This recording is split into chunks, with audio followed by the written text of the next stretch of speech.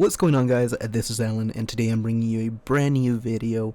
And on this video I wanted to go back into the whole Call of Duty competitive scene, basically the system and how it caters to big organizations, big teams, or pro teams, you could say.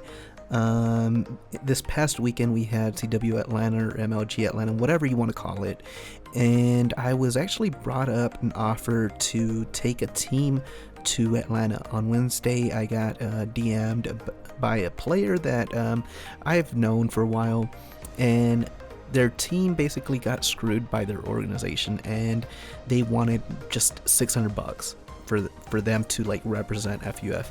And I thought about it, and I had to say no.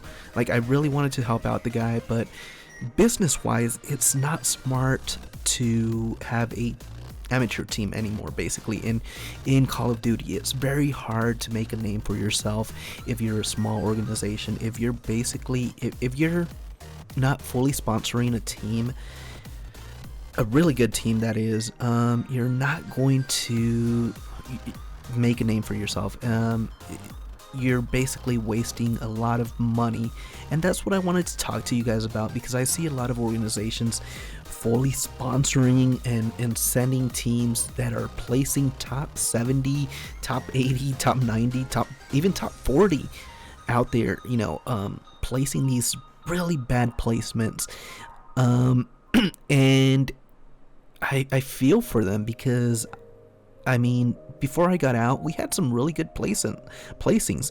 When we first started, I think the first team got double first rounded. Okay, that happens. But then we had, top like 12 finishes, top 16, top 17, like we got streamed, stuff like that. And then the system changed, and that's when I got out of it, because I saw how it was catering to pro players, and I was just losing money. And I feel for these teams, these organizations that are thinking that they're picking up great teams, right? But they're not. And the way I see it is that if your team is playing in 2Ks and they're not winning, or they're not getting into like the semifinals, finals ever, drop them. Just drop them, because they're not going to go to a LAN and place well. It's just simple facts that they will not place well, because they're not playing against top teams. Like, if they're winning 2Ks, right, then that means they're beating pro players, they're beating pro teams, and they're getting that good practice, those like quality scrims basically. And the problem with amateur teams is that they're always just playing other amateur teams, and so they don't get to that level of where pro players are at, right? So they never even make it out of open bracket.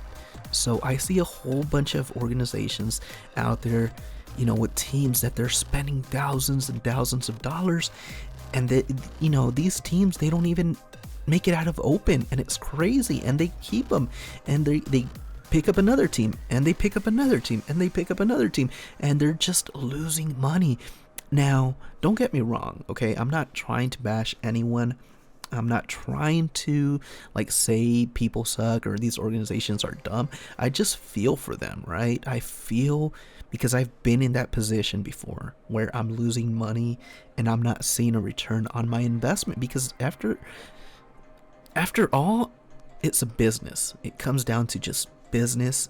And now, there are those organizations or managers that have teams because they want to have teams, because they want to, they like events, they like competing, they like having a team that represents them. And that's completely cool. If that's your thought, or that's your way of or why you have a team, that's completely understandable. Like, that's cool, that's your prerogative. I don't have a problem with that. But for those organizations that think they're gonna pick up an amateur team and they're gonna make it like E United, because basically E United, honestly, other than Pro Points, they were an amateur team. I mean, they were considered a pro team, I guess, because of Pro Points, right? but they had never won anything. At CW Atlanta was their first championship. I think Silly had won UMG Dallas before, back in like Black Ops 2, if I'm not mistaken. But yeah, it's gonna be very hard to pick up a team like that unless you're fully funding them.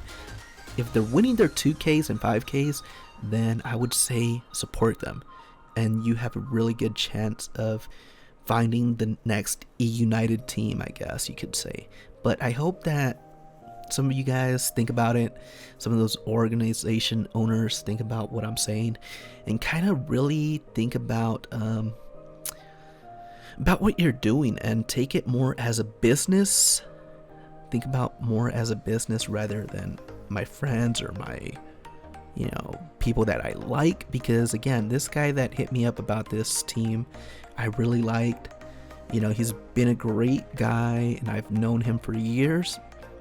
But when it came down to it, it just wasn't the right business move.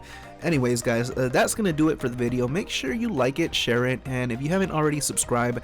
Also, leave a comment below. Let me know what you think about the whole issue, and see you next time. Peace.